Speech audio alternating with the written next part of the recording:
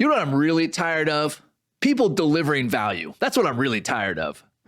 Welcome back to another amazing episode of the Perfect RIA podcast. I'm your co-host, Micah, and with me, as usual, the legendary Matthew Jarvis. What's going on, bud? Oh, Micah, I'm living the dream. Here we are, beginning of September. Surge is just around the corner, which is always like one part excitement, one part like nervous energy, right? Because you and I both have a lot of meetings scheduled, and our teams are getting busy. We're getting value adds ready. So excited for Surge to be starting in a few weeks, quarter end, all those great things. It is. There's a lot of good stuff. Our team is growing, which is fantastic. We got more team members, more advisors. And so it really changes up Surge. We're still doing Surge, right? But changes up the component of how we need to do it. Before, I could fly a little looser. I didn't think so at the time, but now looking back at it, right? Because I'm doing all the appointments. And so I could be a little bit, not casual per se with Surge, right? But I knew what was going to happen. I knew my timelines pretty well, and I could make sure I got my stuff done in the nick of time, being prepared for the appointments. But one of the things is, as my team grows, Jarvis, our team grows, is that really looking at this and saying, hey,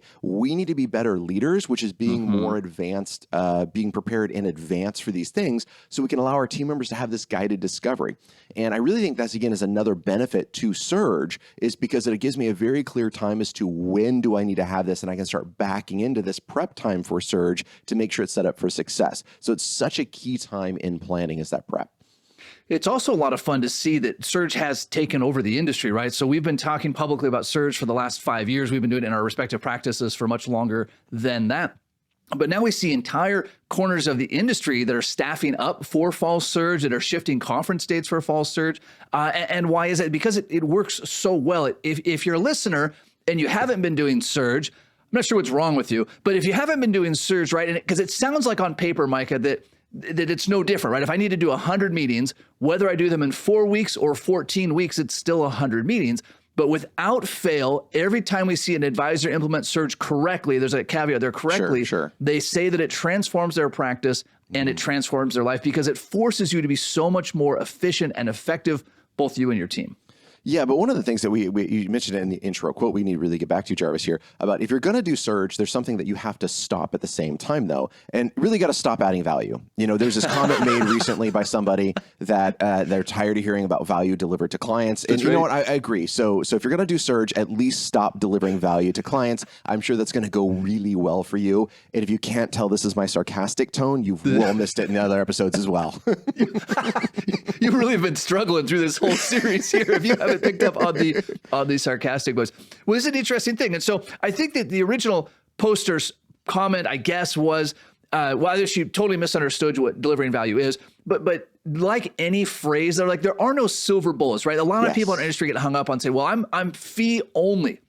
Oh, okay, my name is Matthew, right? Or I provide comprehensive planning. Great, that means nothing to prospects. Like no word or phrase, there is no magic incantation that you can say to prospects and clients and they'll say like, wow, that is amazing, right? We have terminology we use to frame things, right? Delivering value, buckets, guardrails, these different things. Like that terminology helps frame the discussion, but you have to deliver, right? Like you have to actually do something that the person can't get somewhere else. And one of the things that I like about, value adds and delivering value to clients is this is really an internal thing. So I want to talk about how we use it with advisors when we're prepping with our teams, when we're building things out, et cetera. But maybe we talk about how we talk about value with clients as well, because it's two different conversations. It is, yeah. Just like almost everything else is two different conversations, because you and I can talk at a high level on taxes. I don't need to get into the nitty gritty. I don't need to have a guided discovery because, Jarvis, you have a great handle on tax code, right? So we can talk about things about saying, I wanted this 8821 and here's kind of the plan and blah, blah, blah, blah, and here's the information I need to pull, and you know what I'm talking about, versus if I say it to a client, I couldn't say it in the same way. That's the same thing we're talking about when it's about industry topics, as in value to clients, and then how we deliver that value to clients. Yeah, it really is, right? Just like Surge meetings that we were talking about a second ago, we never send communication to clients, say, hey, come in for your fall Surge meeting. We don't say that. Right. That's an internal phrase. Now, do clients know that we call it Surge meeting internally? I'm sure, because some of them listen to the podcast and so forth. They do. But we would always say, hey, we'd like to meet with you this fall before the holiday season starts so that we can review your year-end planning and make sure there's no tax things that we need to take care of before the year ends. Here's a link to my calendar. Excited to see you, right? And so while Surge is a same with value add, like I've never sent a client a letter saying enclosed is your value add. Attached is your value add. No, like we're working on beneficiary value add right now. So we'd say, wow, Mr. and Mrs. Client, we want to review through what happens to your accounts if something happens to you. And we want to do that in dollars and cents, Mr. and Mrs. Client, because that's how we think, right? Like you're not thinking, I hope Johnny gets 37% of my money. You're saying, hey, what's Johnny going to do when he gets $483,000, right? So we need to understand what's internal terminology and what's external value to communicate. You know, Jerry, you brought it up when clients bring up surge, right? It really threw me off the first time that a client did that. I was meeting with a couple and she's like, so Micah, how's your surge going? And I was like, it's going great, you know, and it definitely kind of threw me off, you know, and I probed a little bit. Yeah. And she listens to the TPR podcast because, you know, she found it through the other podcast or whatever, and she listened to it. She really likes the information that we're talking about. So she likes to throw in kind of the industry lingo that's there. However, at the end of that meeting, I didn't say for the next surge cycle, we're going to do this. I said, hey, as a reminder, I want to talk to you guys in March because we want to do our tax planning. And this is when we're going to do A, B, and C, etc. So even if clients are hearing the linguist, the jargon in the industry, I still want to be really clear about what that means to them. Yeah, and then really communicate that in specific actionable advice, right? I was trying to think, Micah, do I ever use the term value or value add with clients and prospects? I do use value during, I don't want to call it my close, but when I talk about my fees, right? And I say, hey, it only makes sense to hire our team or really any team, Mr. and Mrs. Prospect, if the value we provide is worth some multiple of our fee. Now, great news, our fee is really easy to see. It's a line item in your statement. It'll say Jarvis Financial Advisory Fee. You'll see the dollar amount and I'll see the dollar amount. Now, the value is a little bit different. Like there's not necessarily a dollar we can easily attach to that. And that's why at that point, we've gone through the one-page financial plan. But here are the things that we're going to do for you during the upcoming months and years. And once we get through this list, we're going to work on our next list. And then you can look at that Mr. and Mrs. Prospect and I can look at this. And as long as you think, hey, the value is worth more than the fee, then we go another quarter. And as soon as you say, wait a second, I'm not sure if the value is there, then we need to have a hard discussion or we part ways as friends. Does that make sense to you? And what do they all say? They say, that makes amazing sense. Like, that's what I would love. You mean I could buy a car and only keep it as long as it's valuable to me? And as soon as it's not valuable, like you'll just take it back. Yeah, that's what we do. Yep. You know, and I really think that's really clear what you made clear in that statement there, Jarvis, which was it's value in the eye of the beholder, right? And so that means it's the client's perception of value. And I like to be really clear, and I know you do the same thing with my clients and prospects. Hey, as long as you think there's value, we're going to keep going. If you don't think I'm adding value, I'd really appreciate if you picked up the phone and gave me a call and let's have a chat about it, right? And maybe I can't provide the value you're looking for. Great news, we're going to part ways as friends. We'll help you find another advisor. Or maybe we had a miscommunication. That's something we're easily able to do to make sure that we're taking care of you. But I definitely want to make sure that they know this is a subjective standard. They get to hold us to. Now, on the advisor side, right? If they come say, Mike, I want daily phone calls to know what's happening with my account. Okay, well, I'm really happy that you know what you think value is. I don't think that's valuable to you. That's not a service we're going to provide. Let me introduce you to day trading, right? You know, we don't have to do that, but we get to empower the clients to know, for them to tell us what they think value is. Then we get to meet that. Jarvis, it's pretty awesome. Yeah, it really is. And it ties to this, hey, I want to help you make an educated and informed decision about hiring our firm, right? So another place I see advisors go wrong, right? So if you're just saying, hey, hire us because we deliver value, that's what we call a sanitary thing. Like, hire us because we have electricity. Of course you have electricity. Like, who doesn't? Like, who is going out there and saying, you know, actually you should just pay us because we don't add value. Now, you might think as an advisor, you might think, hey, the XYZ group, they don't add value. That's fine. You can think that, but they're not going out there saying, hire me because I add no value. Right. So it's always in the eye of the consumer, the eye of the client, which is also why, Mike, I never like using those studies. Like Vanguard has a study that says like the advisor alpha is 3% or something like that. Fidelity one, whatever it is. Whatever those are. I think those are entirely made up. They mean nothing to the prospect in my experience. Because again, the value is in the eye of the beholder, right? What's valuable to this prospect has nothing to do with outperforming the market by 2%. And by the way, if that's what they think they're getting, like, oh, we're going to outperform the market by 2%. This is not somebody I want to work with. Like, I need to run from this thing. Yeah. Yeah, so it's a really good indicator, right? So if you're holding yourself to some standard that is where, quote, the advisor delivers value, but it's not an area that you want to have a relationship and a client in, run from that study, right? And I remember early in my career, I would say that, oh, look, advisors add 3% more value or whatever that number is, right? But then it took me a while to realize how stupid that was, because that's not what I want my value to be measured against. What we're doing is not just asset management. It's more comprehensive than that, right? And I want clients to see the purpose. I want them to see the value that we do in the planning and the quarterly value adds that they get to make sure they're on track for retirement. And they like coming in and chatting. They like to know that we're in their corner. This is where that they see value. This is why they're happy to pay the fee, because we're there, not just because we do a great job in money management. It has to be something in addition to that. Yeah, it really does. And it's an ongoing process.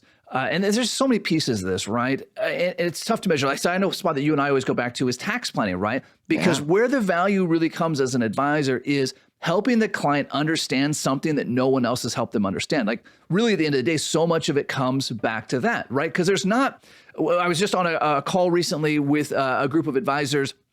And one of the advisors said, hey, I want to develop a niche working with small business owners. Like, where do I go to learn to be a really good advisor to small business owners? Google knows everything there is to know about backdoor Roth conversions, for example, and yet almost everyone screws it up. That's why Retirement Tax Services did an entire masterclass and a guide on this thing, because everybody knows it, but to actually implement it, right? To look at a tax return and to say, oh, hey, here is an opportunity for a backdoor Roth. Here's what this will mean over 5, 10, 20 years. Here's why you're hiring my office. That's a lot of value.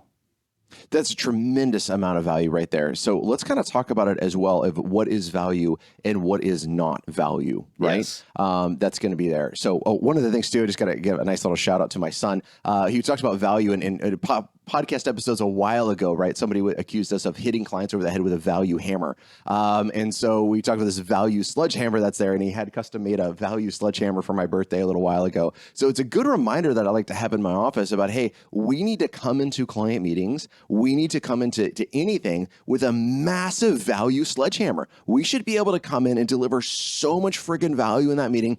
I don't care. That's what I tell my advisors all the time. I don't care if they hire us or not. Sure, deep down in my heart, I really want them to hire us, but my primary goal is I'm going to deliver so much value in this meeting. They're going to walk away saying, holy crap, that 1 hour with Micah has changed my life, and this is fantastic, and I'm going to move forward and be able to do other things. That's my goal walking into this. So you better be walking around with a nice value sledgehammer as you're preparing for these meetings.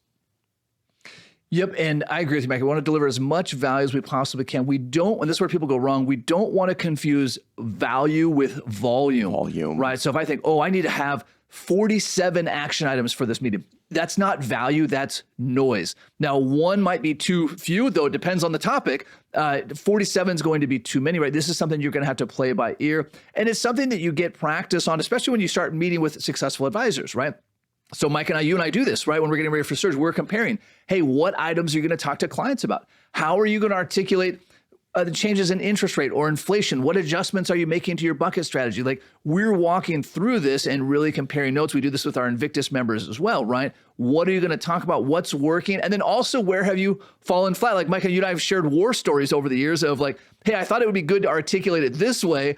And the client's like, that's a terrible idea. Don't articulate it that way. Yeah, but it's just real life experience, right? All right, so let's jump into this defining value, right? Because I want this to be that. I think this lady's post that she wants to hear stop talking about value, which maybe we could take in a positive lens, which is saying, you know what, stop talking about work and just do the damn work. Because that's a really fair point. Stop talking about value and just add the friggin' value. So what is value? So one of the ways, and Jarvis, push back on me on this one, please, but one of the ways with the team that we define value is, number one, it has to be individualized to a client, not mass changes. Hey, tax laws are changing in 2026. You might want to review that. That's not helpful. In fact, that's the opposite of helpful, because now you've overwhelmed the client. Says, holy crap, what does this mean? Do I send all of my check to the IRS? None of my check to the IRS? Like, what does that mean? So number one, it has to be individualized to a client. Now, I didn't say unique. I didn't say that every value add has to be different for every single client, right? That's not what I'm saying here. I'm saying for the value that you're delivering, and let's talk about estate planning review for discussion. If you're doing an estate planning review, that means for every client, you need to review their estate planning and be particular for those clients. Not this client gets estate planning, that client gets a beneficiary, that client gets a 1099 letter, right? That's not valuable because that's not scalable. So number one, it's individualized. Number two, I'm going to say it provides them with direct action items that they can take action on. And Jarvis, I'm going to say, give two examples here. And again, I want your feedback on this. I'm going to say, what is not value? Not value is saying, review your estate planning documents. Yeah. Because they've heard that from everywhere, right? Like that's not a news flash for anyone. It's in the news, it's on Google, it's whatever. Yeah, review your estate documents. That's not helpful information. And what does that mean? And by the way, estate documents, no one thinks about beneficiary designations with estate planning documents, right? So that's not helpful. So or power of attorney or directive to physician. Like correct. if the word estate document means anything to them, maybe it means a will. Maybe it means a will. Fair enough. All right. So what is value, right? What value is going to be is saying, hey, we've reviewed your estate planning documents, which are, and we list out what those documents are. And we have found you're missing your beneficiary on your TSP. Your primary beneficiary should be X. Your contingent beneficiary should be Y, enclosed as the form. Here's the link, here's the instructions, etc. That's massive value of saying, hey, you're missing this. That means that $1 million account's not going to go to who you think it is potentially. And here's exactly the action you need to do to fix this. And here's what the answer is. Don't send them to a link to a form to say, how the F do I fill out this form? Yep. It's here's what the answer needs to be. Based on our discussions, you want everything to go to your wife and you want everything to go to your trust. Great. Primary beneficiary is your spouse. Contingent beneficiary is your trust. Here's how your trust should be listed. That is massive value coming down the pike. Yeah, for sure it is. In fact, I was thinking when you mentioned that terrible example of like, hey, just here's the link, which that's even more than some advisors do. Some just say, hey, log into your company's site and go ahead and change that. I've got a client I was just meeting with recently. He's retiring and needs to get his pension started from his government pension, right? Not federal, his state one. And so I said, well, here's the link and here's the process that you go to. And I could tell right away in the discussion, Micah, that this was not something he was comfortable doing. And I said, well, again, we call our clients Bob and Sue for the sake of discussion. I said, Bob, you know what? Would it be helpful if we just, it was a virtual meeting. Would it be helpful if we just did a screen share and I just walked through, like, you type in the username and password, right? Because I can't have that information. And then we just walk through this together. He says, Matthew, it'd be the most valuable thing you could do. Like, that was his words. Like, that would be the most valuable thing you could do. So we spent the next 30 minutes together, which still fit in our allotted time. I logged in, we filled in each form together, each field, we hit submit, and then there was an error, which was fine. And we got through the whole thing. And again, Micah, we got off the call and he says, wow, Jarvis, this was so helpful for me. I never would have figured out, which is probably true. Like maybe eventually in months, he would have got it taken care of, enormous headache. Instead, he got to spend an hour with me. I saved the day for him. He can go back out and enjoy his life. Those are the things that are valuable, right?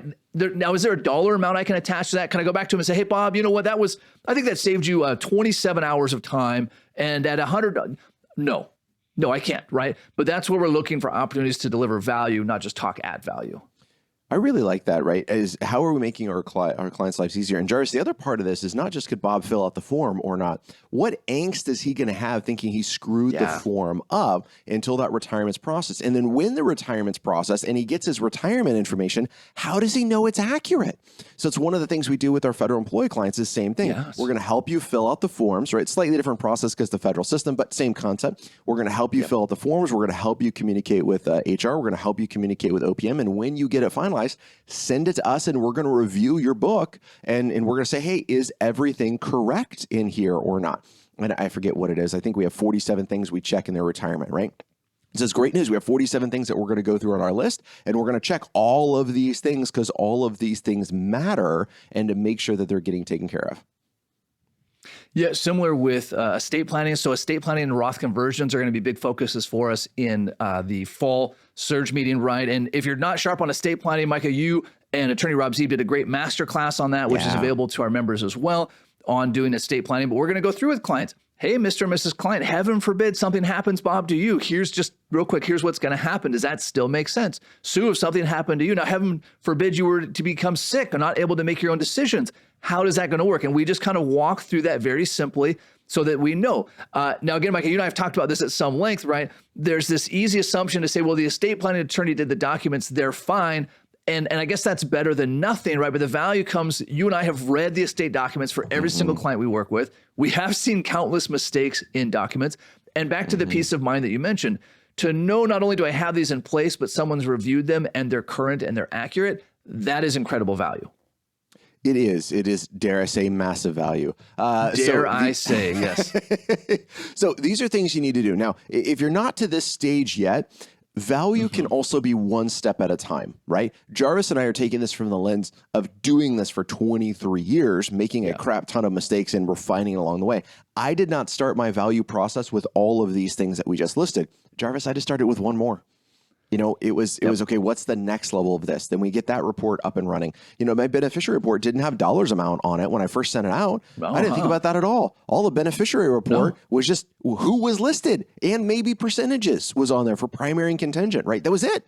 And then it was like, oh, let's put percentages on it. Then it was like, oh, what they're really asking is how much money is each beneficiary getting? How much? Then we had money for each beneficiary. Now we're actually totaling it up for each beneficiary, right? Because you have 12 accounts and, you know, grandsons on there listed for each one. You're saying, oh, he's only getting 5% here and 10% there and 20% there. And you add it up at the end of the day, it's $1.3 million, right? So now we have all the beneficiaries listed with how much dollars they're getting from all accounts, right?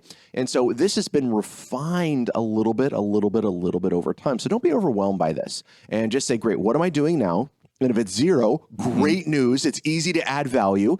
Just do a little bit more, which is starting to send out these value adds. Yeah, a Roth conversion calculation is an easy one, right? Grab your RTS desktop tax guide, look at the gap in their taxable income versus the next marginal rate. That's an easy one. Micah, printing beneficiaries is a brilliant one, and it seems trivial, but we see mistakes there all the time. We see the custodian dropping off extra beneficiaries. We see name changes, all those, adding trusted contacts. That's a value. That's something we have our team do. When they come in, the team has already reviewed who's their trusted contact with a custodian, and they double check that, hey, Bob and Sue, if for some reason there was anything going on with your accounts and Fidelity couldn't get a hold of you and they couldn't get a hold of us, who would you want them to call to check up on you to make sure everything's okay? Oh, I'd want them to call my neighbor. Great. They're just going to call. The only thing they're going to do, by the way, is have your neighbor see if you're okay. Like if you change your telephone number, obviously he can't make financial decisions. They're not going to share your information with him. Those are things, Micah, that are valuable that are being skipped by everyone else, right? No one else is doing those things. Yeah, super, super important. This is what clarifies, this is what separates you from the average advisor that's out there. And one of the things too, these are things that they can't clearly Google. Maybe they're going to be able to chat GPT them in the future. I don't think so, but we'll get to that later. But these are things that they just can't Google because Google gives a lot of knowledge, but not a lot of wisdom out there. Right? Wisdom is the application of knowledge. And so that's really how we need to be able to look at this is there's a lot of stuff that they can research, but at the end of the day, we come down to baby steps 1, 2, 3, and 4 to achieve their goals. And that's adding value. Micah, can we highlight just real quick, and then we'll transition into action items, that while most of our value adds are simple, right? They're not complicated. They did take a lot of work to figure out. Like it's easy for you and I to come on this podcast, right? 20 years of experience each. We've been doing the podcast for 5 years now. We've been coaching advisors for 5 years now, right? And say, oh, all you need to do is this. Like it took us, as you mentioned, a long time to figure out these value adds. Now, you can figure them out on your own. We did it. You can do it. Other people have done it. Like that's not unique to us. Or you can speed up the process and find somebody who has already done it, right? That's the whole reason, Micah, we created the Perfect RIA is when you and I met back in 2017 through online dating, a funny story for another day. We realized that there was a lot of things similar in our practice, right? That we had independently discovered. And we thought, wow, why didn't someone tell us this 20 years ago? Like, why did we have to take the first 18 years to figure this out? That's why we created this. That's why we have the Backstage Pass and Invictus program. The member portal is full of like, here is literally the value add I'm using this calendar quarter. Take it, put your logo on it, make the changes you need to make and run with it. Don't spend your time beating your head against the wall saying like, what am I going to do for value in this fall search cycle? Yeah, that's really, really important. You know, sign up for, I'm going to be biased, right? Sign up for Backstage Pass, sign up for Invictus, take this next step in moving your practice forward. And along that items, this podcast is all about action items. So Jarvis, let's transition right to that. I'm going to say step number 1, regardless of where you are, regardless if you've done this in the past or not, I'm going to say go do it again. Jump on our website, theperfectria.com, and I want you to do the practice analyzer. Take 10 minutes, it's all it's going to take, and really go and do that. Look at the practice analyzer and start going through one step at a time, because this is going to benchmark you against a TPR practice, which is really important to look at. What are areas that you're effective in? What are areas you're efficient in? What are areas you're adding value? What are areas you're not? And show you the biggest room for improvement. I mean, Jarvis, if somebody could spend 10 minutes with me, sit down, and I fill out this quick little questionnaire. It's not 72 million questions, by the way. It really is just 10 minutes. You answer a couple of questions, and it benchmarks and it gives action, not theoretical made-up benchmarks, like real benchmarks from analyzed data, right? And then says, hey, here's what you need to do to move this segment to your next step. That's massively powerful. Yeah, it's something I wish, short of you, Micah, you and I have done this with each other and through our masterminds and through our Invictus coaching programs, but I'm just not really aware of anywhere else you can do this. And if there is, well, I'd love to do it. Action item number 2, for fall surge, right? For your meetings in the rest of September, October, November, whatever your fall surge looks like.